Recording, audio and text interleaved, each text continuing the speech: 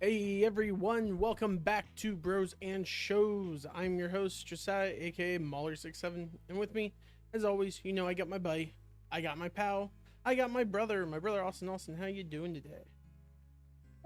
Doing pretty good. How about you? I'm doing okay. I can't really complain. Hmm. Just been the day has been pretty slow, just like chilled out at my house, played games, did laundry, basic stuff. What can you do? Hmm. But yeah, man, I just kind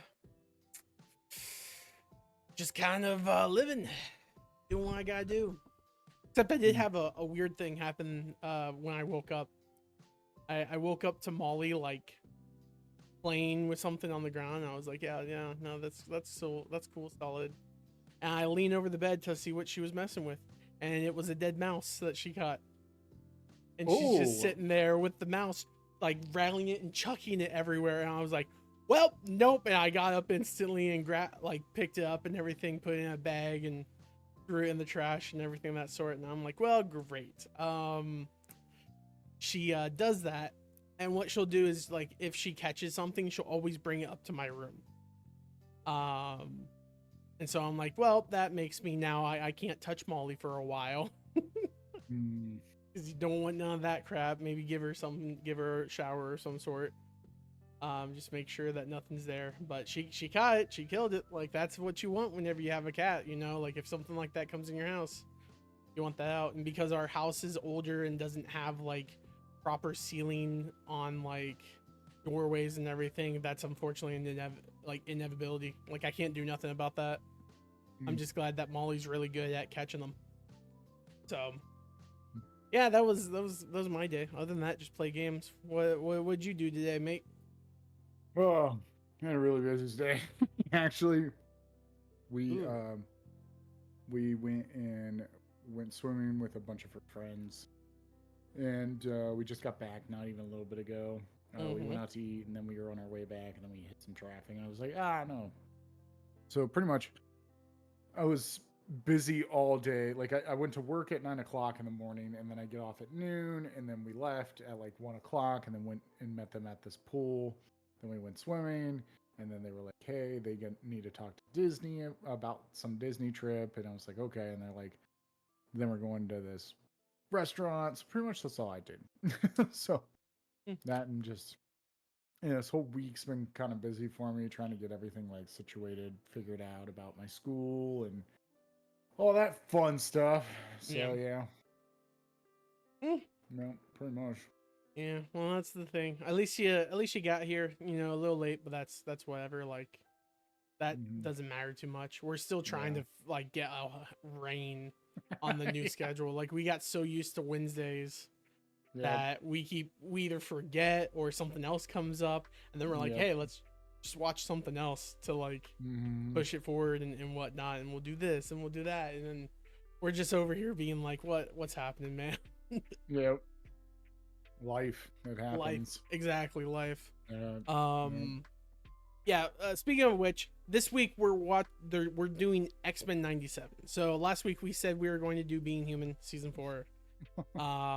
But what ended up happening is that a week passed and we had some issues that arose, and I watched this week, and Austin's like, well, why don't we just do it this week because it's fresh in both our minds, and he needs to rewatch Being Human just to like re get some things. And I'm like, yeah, that's fine Yeah. with me. That's perfectly cool and content with me. X-Men 97 is more new, so the idea of like pausing Being Human to do that makes complete sense. Yeah.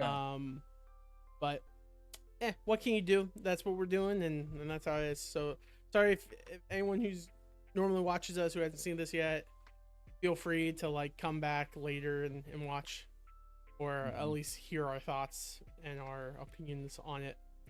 But Austin, I mean, without further ado, let's just jump on into it. We already did the opening thing. Let's talk about Austin. What did you think of X-Men 97? Well, actually, I should be telling you that. So, Well, like, we're both in the same thing. People want to know your opinion too. yeah, I know, but no. So what's really cool? I remember when this show was being announced. The show was being announced. It was announced back at D23 like 2 years ago, and I was like super stoked because I did love the original X-Men '97 show. There is a show, if you don't know this, for those young whippersnappers. Back then was an X-Men cartoon, and it's available on Disney Plus. But it was so well done. Like as a cartoon, you're like, wow, this is a really well done show, and it had like intertwined storylines. We got like a lot of comic ground actually covered through the X-Men comics through those storylines that they couldn't kind of do on the big screen, or they didn't want to do a show of them. And like I've said, we've said this before, animation is really good to tell stories like this because you can animate anything, you know, compared to live action, where I think the closest thing that we've gotten to like a real good X-Men comic is probably, I'd have to say Future Days of Past. But that's because the limitation of budget and just how much CGI can be involved and how that can be strenuous. So when I found out that this got announced, I was really excited because I loved the cartoon when I was a kid. And the number one thing I always remember from that cartoon is the intro.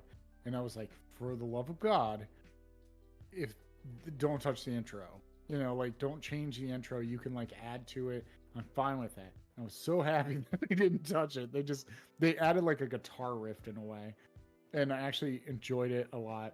What was really funny is Honest Trailers just came out with a Honest trailer on this, and yeah, it gets to the part. It's like X-Men '97, and it's like, and it says like skip intro at the bottom. He's like, no, we ain't doing that. Turn it up. You know, I was like, yep, that's how I was. Like it was. Man, that intro's, it's got like that catchy intro from the 90s. It's like, you know, so every time I hear it, I'm like, oh man, that's a banger. That's a good song. But, so going forward into this, I was kind of on the fence a little bit because how Marvel's been running lately and how I feel like where their movies and shows have gone lately, I'm not really a fan of what's going on really. I think the last show we did actually was it Echo? I think we did Echo. Maybe. I think that was the last Marvel show we did. Or no, it was Loki season 2. Yeah. That's what we did. We did Loki season 2. Which was good. But I've also watched the ones that weren't so desirable, like Secret Invasion and all those, and some of that stuff is really bad. And you can kind of tell that they're like wearing out those animators. So like going into this, I was like, man, I'm on the fence with it. Like it's going to be really good or it's going to be really bad. And I was kind of surprised. I actually enjoyed this. I really enjoyed this take. I felt like the first couple episodes were a little slowish, but then when you got to like episode 4, there was like the story really picked up with Genosha and everything. And there's like a huge thing that happens. Up until like that time, how I personally saw it is that they weren't like they weren't like, it wasn't a story arc series. It was like a episodic because like all the problems were solved by the end of it. And then new problems were introduced at the end of the last episode and then goes on, and it's like not really have it. I do find it funny that for me watch it, because like growing up I didn't really watch the X-Men show. I was more of a Spider-Man person. I only watched Spider-Man, not really the X-Men, but I do remember the theme song because that theme song would play after Spider-Man because it would be Spider-Man then X-Men. And so I would always know that, but I didn't really care for the X-Men all that much. Just because I didn't really care for the characters, like the cast of characters. I did care if they had Spider-Man show up though. That's all I cared about as a kid. Funny story. Yeah. But the thing that I did find funny about the show, like, right? So my perspective is very limited on X-Men knowledge. Like I understand like concepts of them and like what they're supposed to represent and different key character things, but not all of them, right? Um, I kept laughing at how often characters died in this show apparently, and then they all just kind of like freaking death, right? What do we care? But then it's like Gambit dies, and it's just like, oh no, he's just dead. Like everyone else lives. Gambit, no, he's just dead. Let's not think about the fact that Magneto gets to live, or the fact that like there's literally a conversation between Scott and Jean about how she's died multiple times and has come back, and I'm just like, man, it really makes you think that death is like not important in this universe, right? It's not. I'm like, that's kind of like a bad writing mechanic. So I'm just waiting for next season for Gambit to come back, or like they change something in the past that resurrects him or something like that. Like that's what it's going to be. Yeah, like they kind of hinted at that. 100%. It's like the DBZ level of death where it's just like, oh no, Yamcha's dead. Yamcha's alive. Oh, Yamcha's dead. It was a lot. Like, even then they're like, Xavier died. Oh, he's actually alive. And I don't know, like in the original show, did it end with Xavier dying? It ended with Xavier being plummeted into space, actually. Okay. And it was just a huge cliffhanger, and everyone was like, whoa. Okay. So that was the thing. Like, I didn't know that. I thought it just began with Xavier being dead. And I was like, this is a cool story. I only know the X-Men with Xavier, so it'll be fun to see what happens. Yeah. And then they're just like, Xavier's alive, and he's on this planet, and he's going to become the new king. And I was like, the freak, they can't even let him die? Like, they're just going to... for a bird lady. Yeah, I'm like, what the freak? I don't understand. And because I just didn't have knowledge of the show or whatnot, I was confused why Xavier was alive. But I did like the fact that Roland was there. The one villain from the Guardian of the Galaxy movie, or at least his rendition of this one. Well, there was a lot of cameos in this show. There were like weird cameos in my opinion. And there's also like some hints at some Easter eggs of some things that I'm hoping is like a future Disney stuff, and that is like Spider-Man was cameoed, like the original animated Spider-Man. And Mary Jane. Yeah. And a lot of people are like, whoa, are they gonna like redo, or are they going to like keep going with Spider-Man 2? And I was like, that would be great. I liked the show. The show was good. I remember like people complaining about that show and said it was bad. And then now they're like, actually, it's a really good show. I'm like, well, the people who complained about it was the comic book fans. And now the people who are older are my generation who grew up on it. And they're just like, no, it was fantastic. Screw you. It was. It's the equivalent. It's equivalent of the Star Wars fandom. Like, have you seen the video of like everyone chanting "We love you" to Hayden Christensen? Yeah. But like, during when the Star Wars prequels were being shown, he was getting so much hate mail and like threats because they're like, you ruined the movie, you ruined it. And now all those people who grew up with him love him, and he's getting all the recognition he deserved from back in the day. That's basically what the Spider-Man animation is. The little boy from Phantom Menace, like, it caused him never to act again was because they hated him. They were like, you sucked at little Annie. He's like, what? How dare you be a kid? Yeah. No, I really enjoyed this season. I liked this episode. Jake Lloyd. That's what it was. Jake Lloyd, yeah. Yep. I kind of went crazy. But yeah, the thing is, I like this season a lot. There was one question that's always been like a question that everyone wanted answered, and it got answered finally for X-Men people. It was like a theory about Wolverine and Magneto, and that got answered real quick. Like the second to last episode where he literally rips the animum. The metal out of him. Yeah, rips the metal out of him, and he's like, "Is Wolverine going to survive?" Yep. Wolverine's like, whatever. Well, no, he's still but like it hurt him in a lot. like, It almost killed him. I don't understand. To my concept and understanding of Wolverine is that he can't physically die, right? Yeah. It's impossible for him to die. But like Magneto does that, and he needs to be put on like a ventilator, and I'm like, bro, he's survived so much worse than this. Why is it that kills him. Like maybe there's something in the lore or whatever, like his healing factor isn't affected if it's antimanthium or something like that. Like I don't know, but then that doesn't make sense because like every time claws comes out, there should be blood trickling down if his healing factor doesn't work. I thought it was really cool and brutal that Magneto did that. I was very disappointed that the animation skipped out on it though. I really wanted to see it like pierce the skin and like you see it come out. I actually wanted his skeleton to actually be like ripped out of his body and him go limp. That's what I wanted. I wanted it to be super freaking brutal. See, they teased us in a live action version of that with Wolverine and Magneto, where Magneto, like Wolverine went to confront Magneto on a train. He like stops him and he's just like tugging at him, and then Hugh Jackman's like, and I was like, oh, dude, he's gonna do it. And then it was like, it just dropped him. I was like, no, do it, Jones. We want to see him be ripped apart. At least in this show, it makes sense why he did it, because it's like he essentially killed me by stabbing me right like this, or he intended to kill me. So he killed him. I'm like, yeah, that makes complete sense to me. But he's fine. Death isn't permanent in this show. No, never permanent.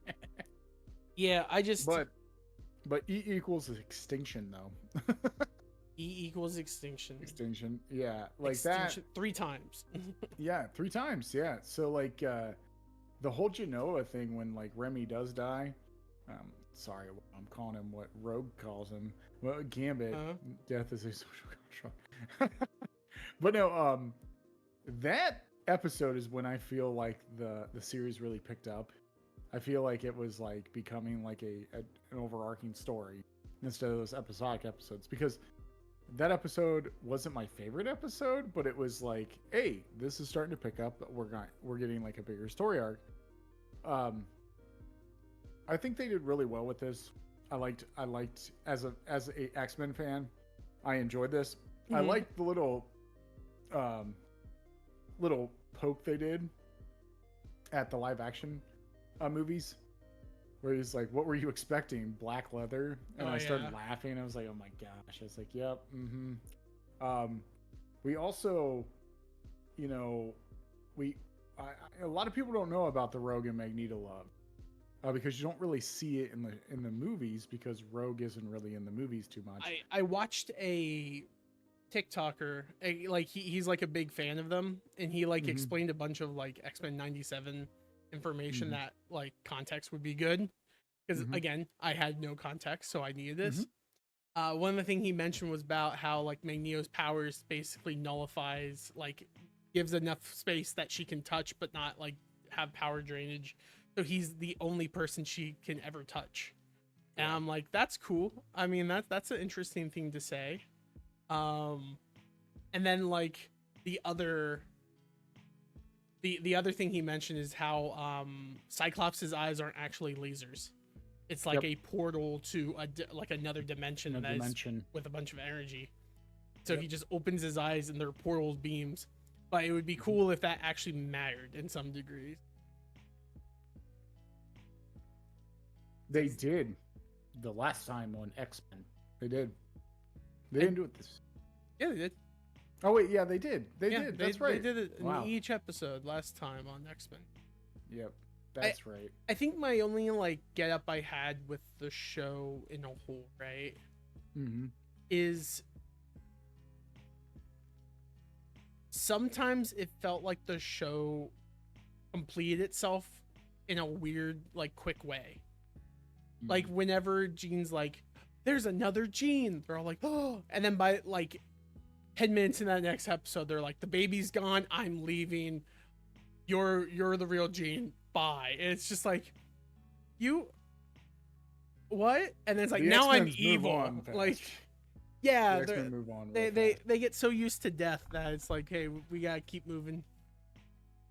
Mutants have to grow up. And then, and then that's another thing, like watching it, and then like Captain America shows up in the show against Rogue, and he's like, I have no issue with you, like you're mutants, blah blah. I'm like, the freak, like, why are the mutants being attacked when you have like other superheroes? Like, would you not look at like the Hulk and be like, that's a mutant? There's like, no, I got my powers through a all artificial method or whatnot. It's like, yeah, still mutant. Like, you have been mutated. That like that's the whole point of like DNA sequence, right? Is you're mutating the DNA, getting those powers. But no, because they're born, it's like, oh, they're worse. Like, I don't know, man. I get the concept. It does not make sense for like the structure of the world of being like, hey, um, mutants and mutants get tried to get killed and attacked and whatnot. But you know, Spider-Man perfectly fine. How do they know he's not a mutant?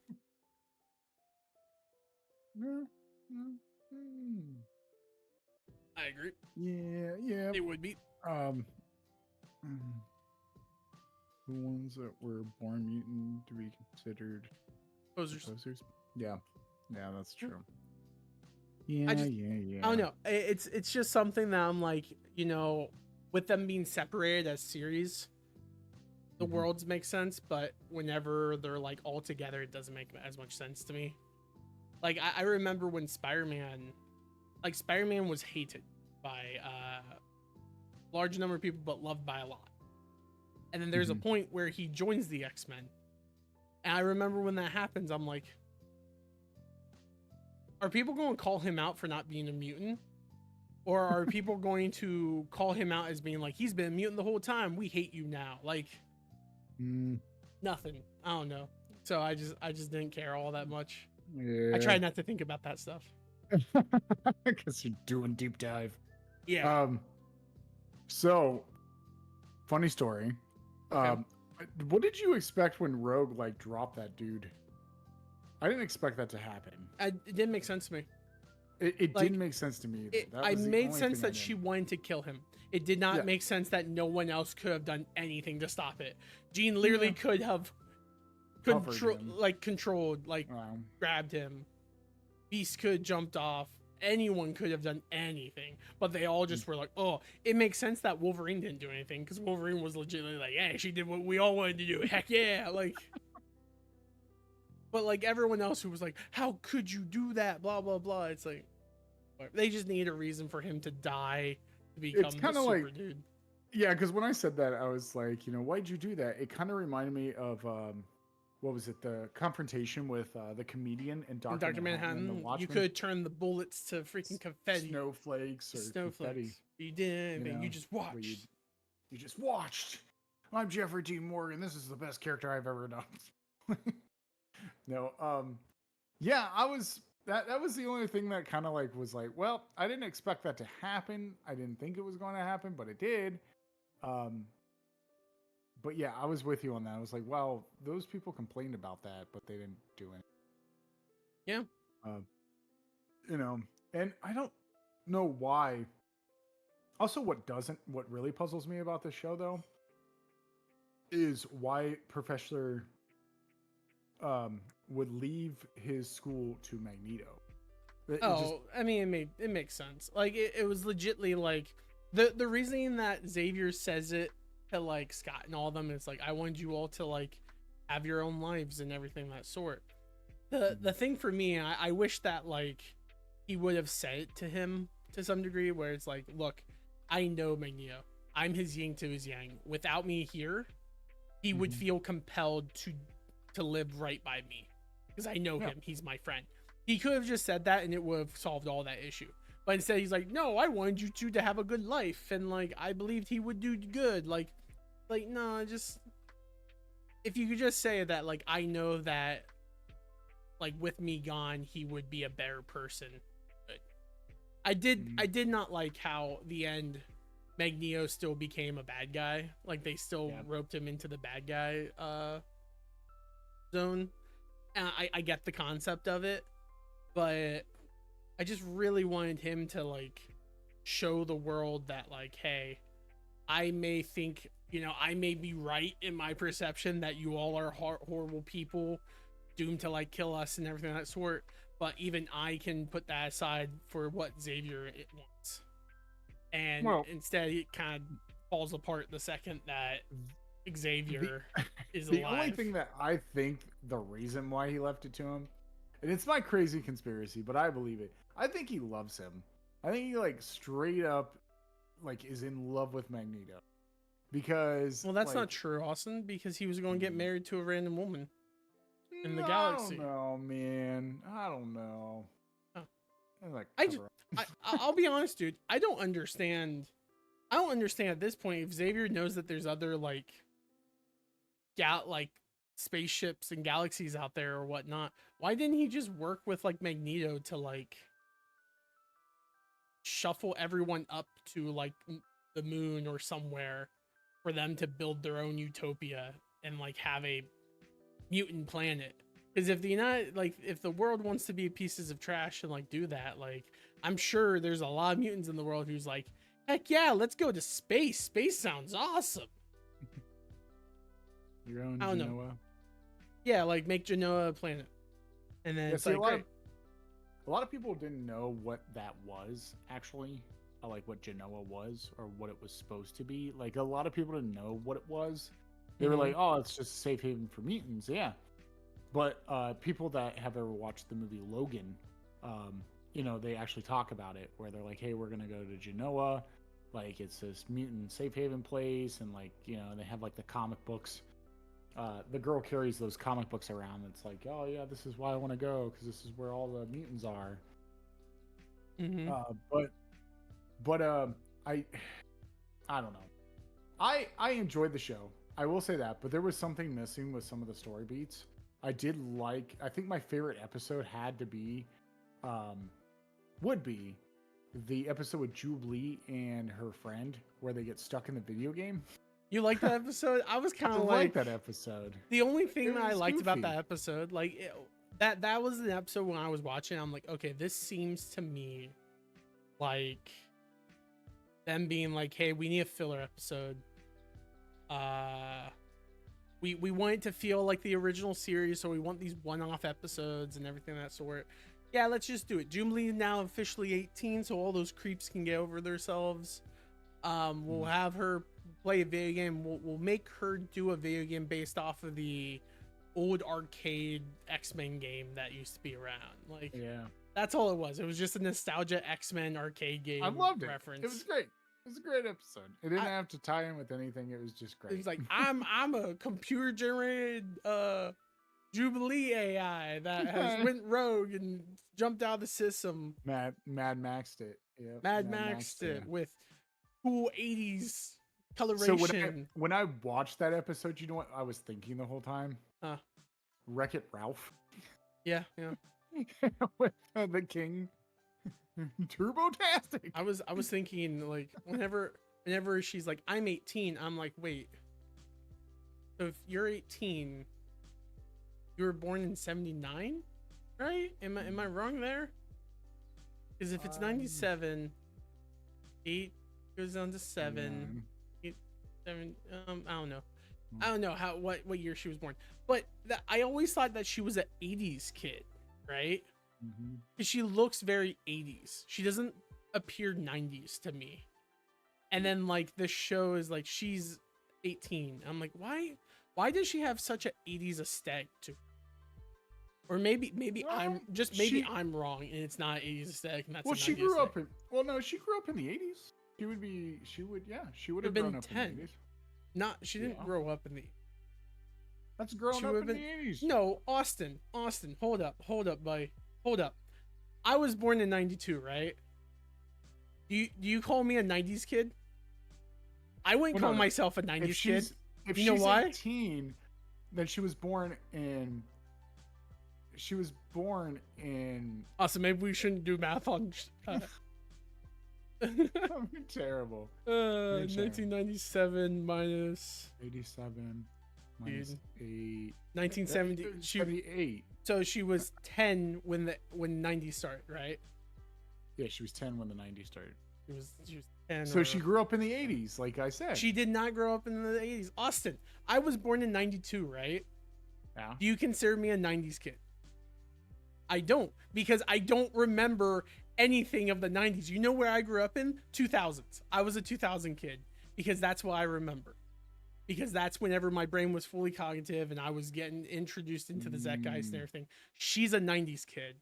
I don't know why. Like, I could understand her being a 80s kid if she had like 3 older brothers and she was with them all the time and her aesthetic was built off of them, kind of like how I was with you guys growing up.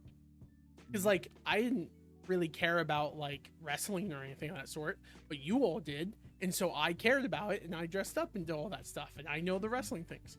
The things I care about, Austin, all happened in the 2000s plus, right? Like I don't know, that's me. That was always something that I always found interesting, because people would be like, 90s kids would remember this. I'm He's like, dressed in the 90s though. I've seen that. I never played with it. Pink and yellow colors, like that's 90s, you know, or green. I thought that was 80s. Like I look at her and I see 80s. 80s are more neon, like this color. Yeah, and she's Jubilee. Yeah, no, but like, okay, so in the 90s, if you look at any 90s like logo stuff, it's usually yellow, green, and pink. Those are the main 90s things. So she's in yellow, pink, and green. So I always see the blue and was it like white, blue, and purple? That's what I think of when I think of 90s. Well, you know, like those cups, or like Taco Bell. Oh yeah, the blue cups. Yeah, that's what I think of 90s. Not yellow. Well, see, a lot of people believe, what I think of 90s, like a lot of people think, you know, you think that. I think like TV shows or like movies that came out in the 90s. So like Saved by the Bell. He's on my side. He sees the glasses, he thinks 80s. 80s boy. Of course he would, because I know who this guy. Yeah, we both do. We know. Yeah, it's Brandon. Yeah. But yeah. But no, it's I don't know. I think she's a 90s kid because she has a bedroom that's 90s kid, like, you know, the Sega Genesis and No, I get it. I just don't understand why her aesthetic is very 80s. I felt like the reason why her aesthetic was 80s is because when the show initially started in the 90s, they created a kid based off of 10 years that passed, which was the 80s. And they're like, this is a kid of the 90s. But now that we are older and we know what the 90s was like, the 90s should have updated her to be a little bit differently. They could have still kept the glasses and everything of that sort. Just give some type of dumb reason why she's like that. Like, I just really like the 80s aesthetic. Done. Easy.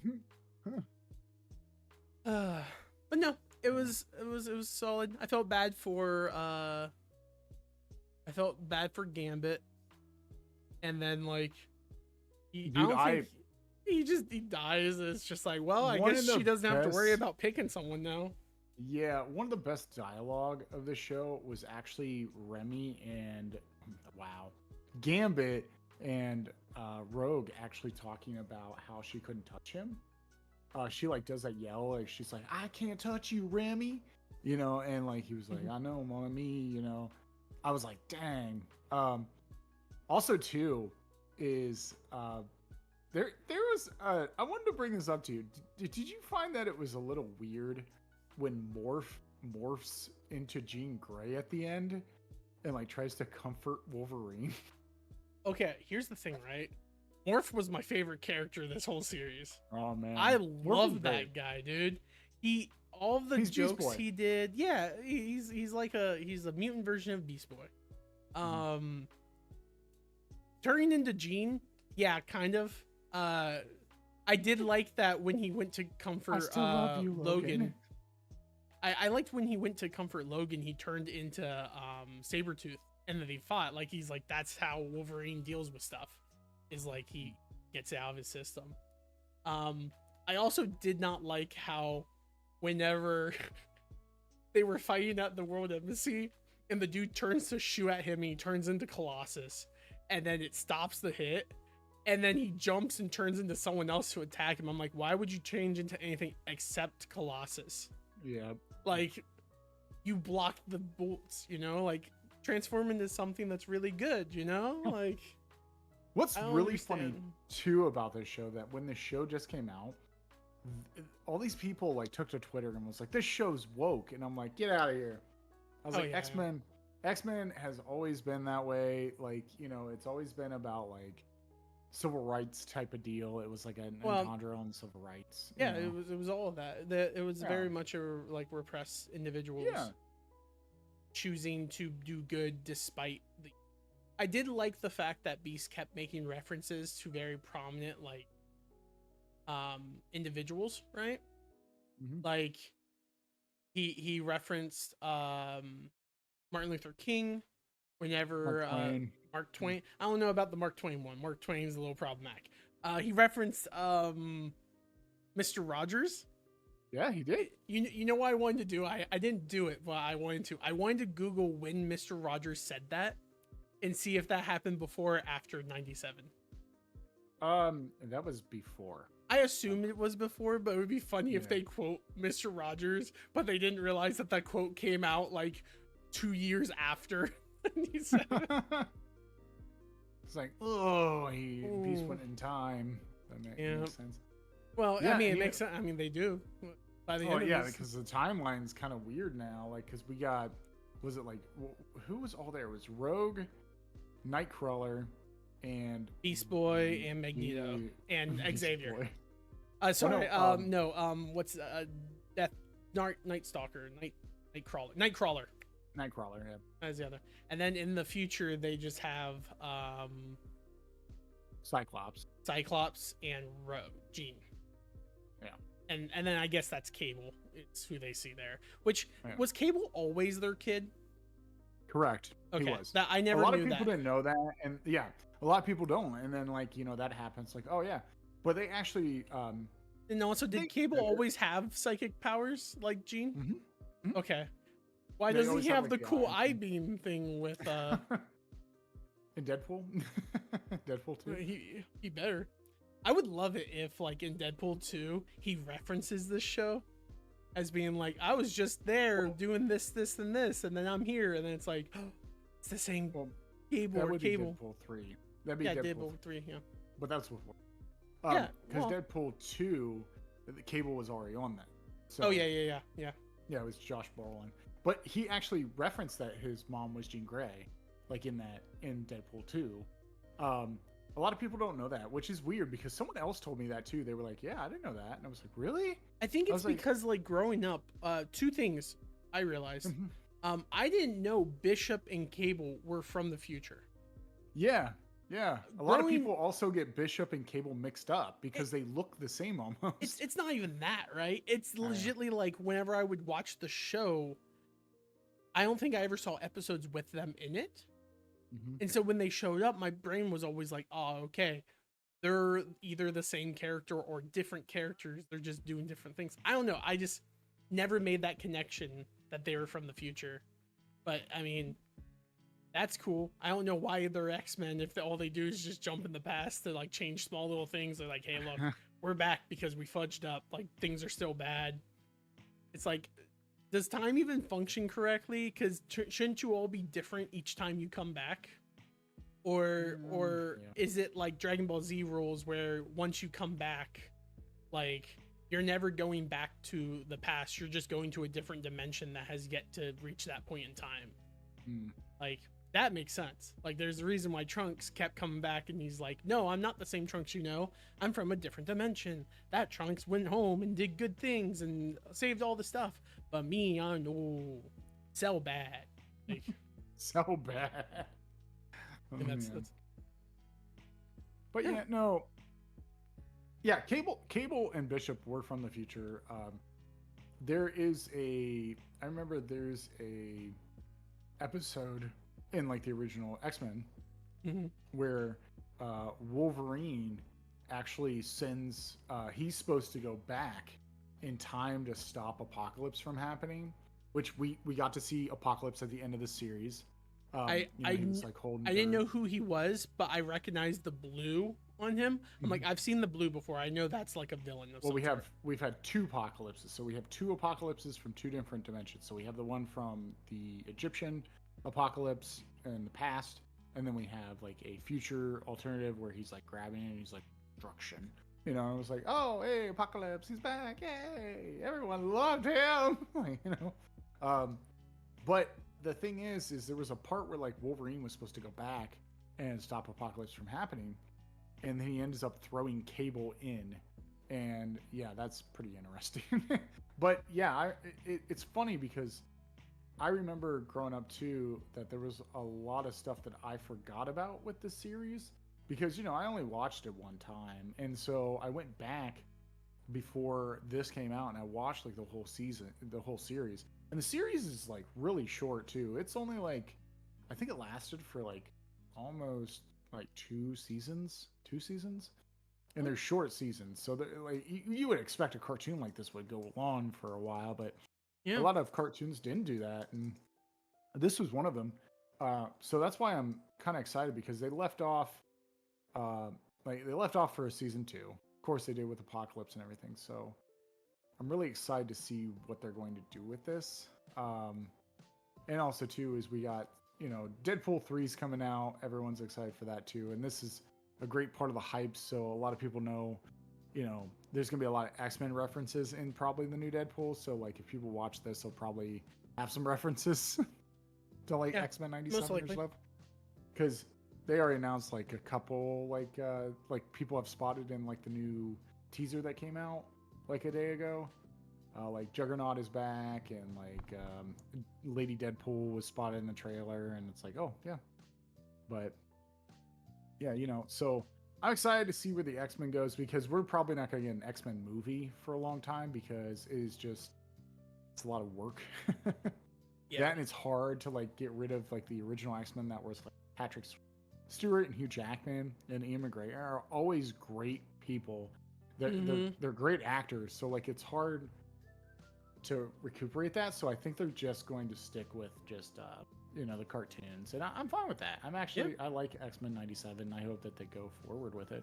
And I'm over here being in the mindset that I prefer animation over live action stuff. So that's just I'm me. with you now. I'm starting to slowly turn into that person because after I saw the Avatar thing, I was like, I think I'm with him on that, like 100% now. And I told that to Travis when we watched Furiosa. I was like, I'm actually like not really into the whole live action thing unless it's like a story that's like not based on like a fictional thing, unless it's like horror.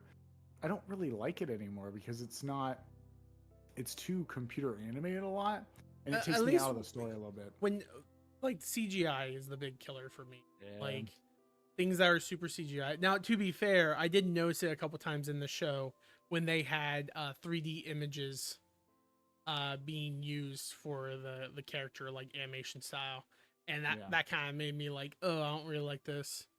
But other than that, like there's a couple times where it's just like you can tell that it's hand drawn. I'm like, good, solid, great. So that's just me. Yep. What can you do? Yeah. All right, Austin. I think that basically wraps us up for X-Men 97. You have anything you want to say last? No. I'm just excited that this show came back. I've been really excited ever since they announced it 2 years ago at D23. So I'm super stoked. I'm ready. I can't wait for season 2. I hope Disney going forward comes out a lot sooner than later because the hype is still here a little bit for it. And sometimes it's what, like Invincible, we talked about with Invincible, it kind of died down the hype so much because season 2 was like 2 years later. Yeah. So hopefully they like kind of push us forward a little bit, but keep the same quality at least, or better. As long as they keep like the quality and try to get it out as soon as they can. Hey, that is what it is. All right, Austin. So next week we're going to finally finish Being Human. You gotta watch that. I watched it already. I never saw it before. I watched it and I was like, I have things to say.